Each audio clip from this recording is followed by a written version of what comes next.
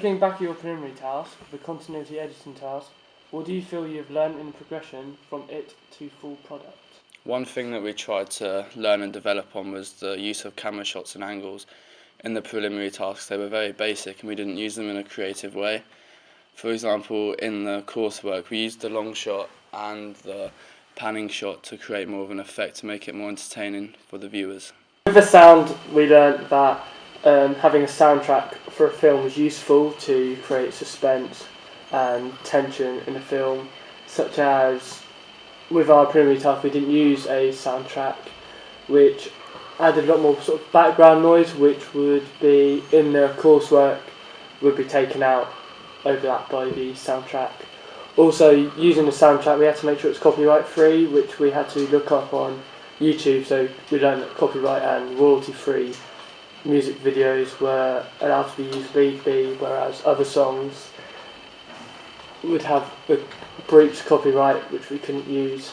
which originally we wanted to use the Eye of the Tiger, however we couldn't due to copyright. Editing in the preliminary task was different in comparison to the final project, as firstly in the preliminary task we left ourselves with little time to sort of complete the project, so we had to keep the editing quite simple, otherwise we wouldn't have had it handed in time, and as well as that we sort of didn't know all that well how to add to the quality of it. But with the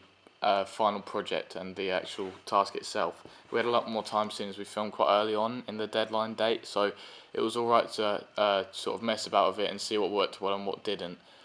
Compared to the preliminary task where we sort of just cut clips up and then chuck them all together, in the actual task we added filters and effects, so we could add the lighting, change the lighting, then improve the exposure on the camera and everything sort of like that. So if a room was too dark, we could improve the exposure so the character was more visible on the camera and the shots sort of looked better. And then we could also add grain over the top to shots where it needed to be added, so that it all sort of added to the quality. And then in editing the first one, we didn't really we didn't add music in at all. And with the actual task, we added in loads of different types of music, see what fitted best with the editing, and sort of tried to merge the song in with the edit, so the film looked to be fitting with the song, which worked really, really well in our final piece, which was quite good. And then the last sort of main bit of editing we done